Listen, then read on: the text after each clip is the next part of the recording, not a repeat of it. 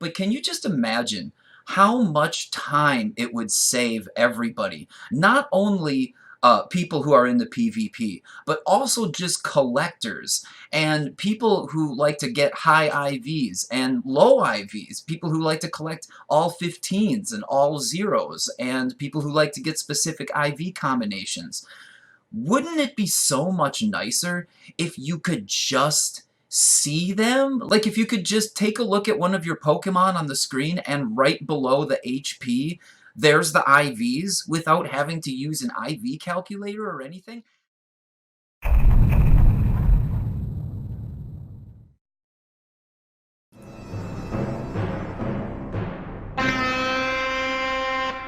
Wow.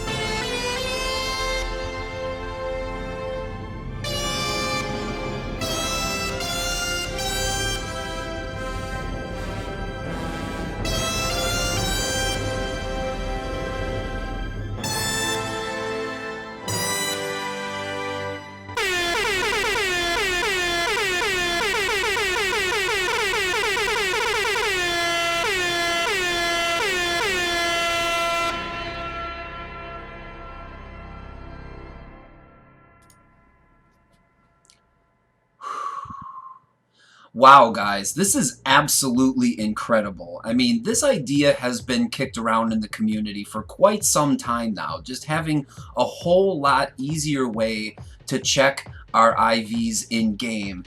And, you know, I think with everything going on, with the fact that, you know, Niantic has rolled back the new Switch mechanic update that kind of, you know, nerfed things in weird ways. And then with the addition of a whole lot more new moves that are permanent additions to the game and not any sort of legacy moves, and just the fact that they're introducing all new gameplay mechanics with the new like swiping features and other things related to charge moves.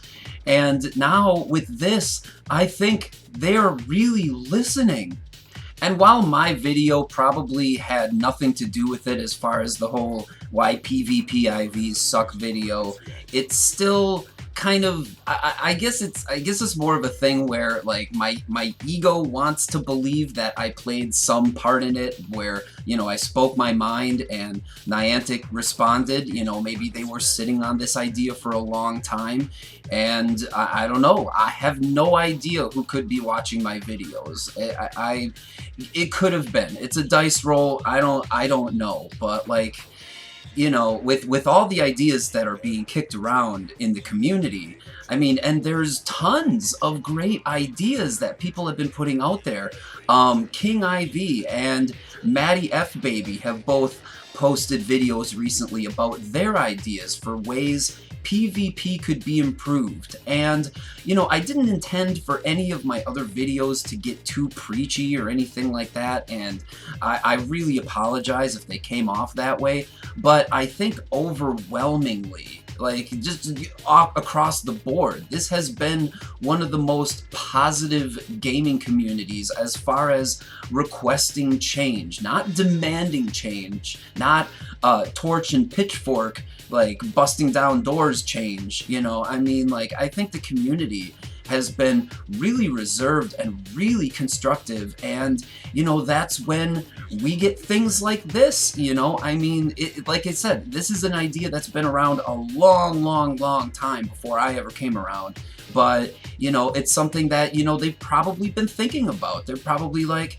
you know, we've been sitting on this update or something. You know, it had to be in development, and man, it's just, even if I had like nothing to do with it at all, I am still like just so happy about this update, and I'm so happy that so many other content creators who have like a lot more visibility than I do right now are making content about this, and we really need to keep going, and maybe not blitz Niantic with emails or anything like that, but like just keep coming up with more ways to have forums where these things are discussed, and, you know, create content that could show, you know, the benefits of having certain things added or adjusted or taken out, or whatever you think needs balance for this to become an even better esport. And I am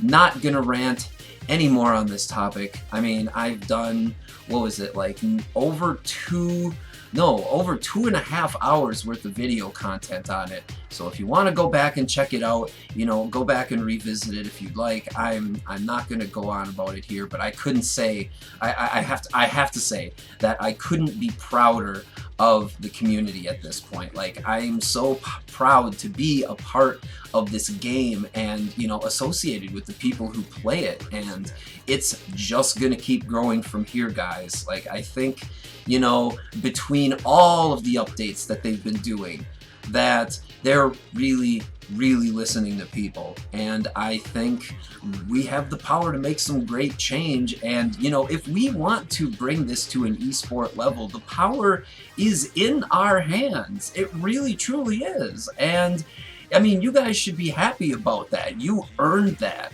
I mean, you truly did. Just keep pumping out, you know, ideas, positive ideas for things that they could do to improve the gameplay experience for everybody. Although I do want to make one reference to one of those videos real quick, the Why PvP IVs Suck, which is a video that's basically now obsoleted by this new update, which is fantastic. Like, that was the point of the video, is to be obsoleted.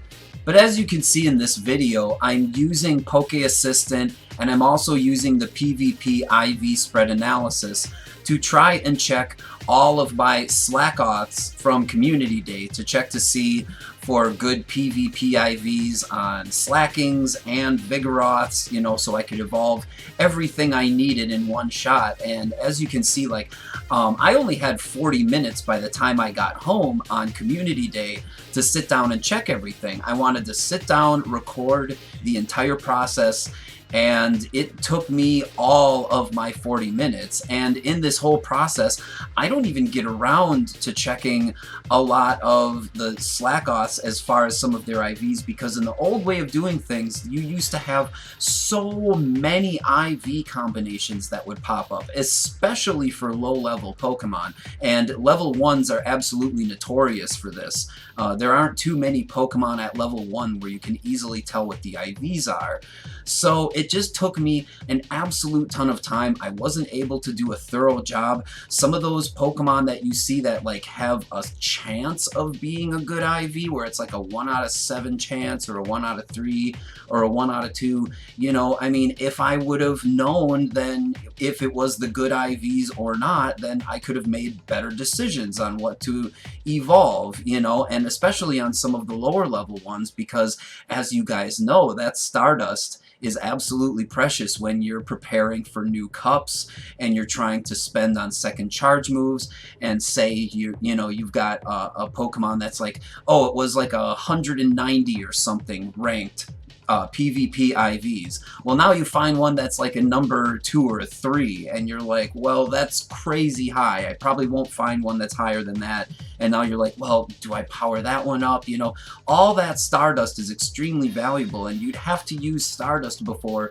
to refine your calculations in order to get the system to eliminate possibilities for IVs. Now, all that is gone. So what we're going to do in the video today is we're actually going to go through the process of checking every single one of my Pokemon's IVs. We're going to see how fast we can do it, and I might have to break the video up into various segments. I don't know if I'll be able to IV check everything in the course of one night, but what I'll do is I'll put a timer underneath the whole thing, and I'll show you guys just how much time it's going to take to IV check everything in my collection and pick apart all of the good PvP IVs. And I'm going to try to do things like, you know, if I've got a good one for Ivysaur and a good one for a Venusaur, I'll try to pick, you know, pick out both of those. And one thing I wanted to point out about the symbols that I'm using real quick is that I'm not using CalcIV or any sort of other like automatic renaming program or anything to do all of that. I've basically got this free app called Unicode Pad, and all it is it's like a character map for you you know, Windows enthusiasts or whatever. But it's basically shows you all of the Unicode characters that can appear on your phone. And if you scroll down to about U plus 2450, you can see that there's a lot of numbers that are inside of a single digit. So that's how you can put like 12s and 10s and 14s into a single character. And what that does is it saves you space in the long run when you're naming your Pokemon. You only have to dedicate 3 characters to the IVs of your Pokemon, no matter what numbers they have. And I also use some of the symbols in other ways too. Like for a perfect stat, I actually use this 15 that's bolded in or colored in, so to speak.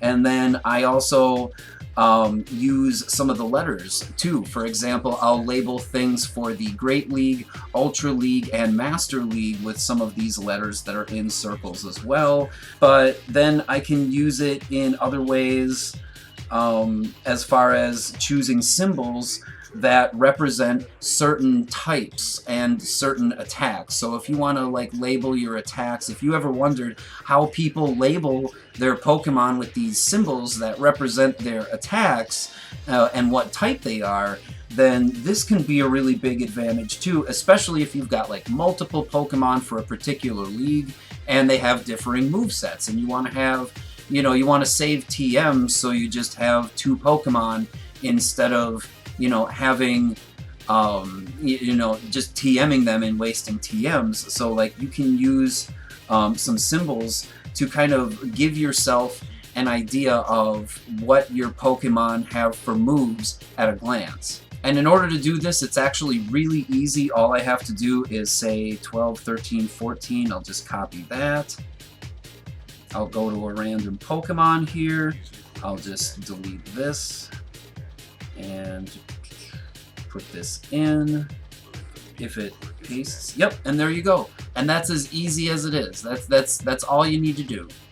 And one more point I kind of wanted to make here was that with this IV checker system in place, it's going to allow me to bring a whole lot more content to you guys, because if I'm able to make a whole ton more bag spaces, of which I could possibly make hundreds at this point, you know, I will be able to catch more Pokemon. When I go on walks, I'll be able to just catch everything without even having to think about it. And I'll be able to rack up Stardust a lot faster that way.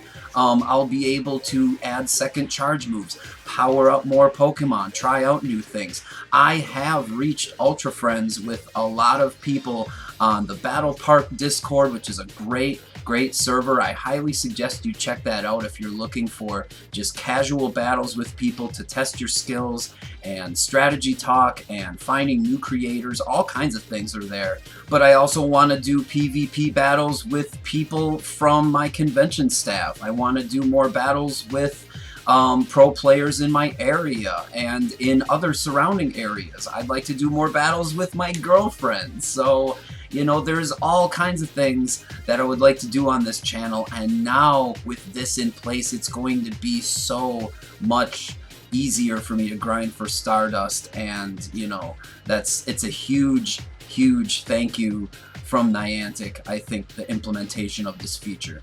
So this is it, guys. Without further ado, we're going to do this. All will be laid bare. All the deepest, darkest secrets of my collection will be revealed. Well, maybe not all of the deepest, darkest secrets, but while some may prefer not to show their IVs, you know, I ain't scared. You know, I'm just gonna keep hunting for better ones, and, you know, I've been getting pretty lucky with them. So, hey, I know how to find them now, and you will too after this, and you will see, compared to that last 40 minutes I just fast forwarded through for you, just how long it's going to take to compare my entire collection, to solve the IVs of my entire collection, compared to 40 minutes of just Slakoths.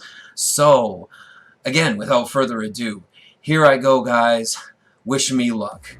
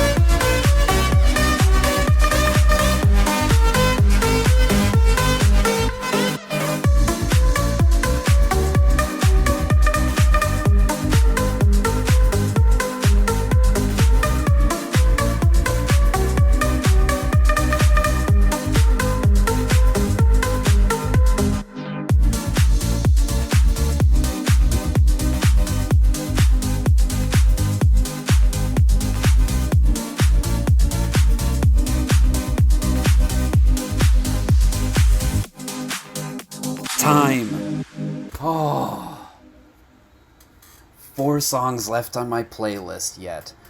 Oh, man. Awesome. Awesome, awesome, awesome.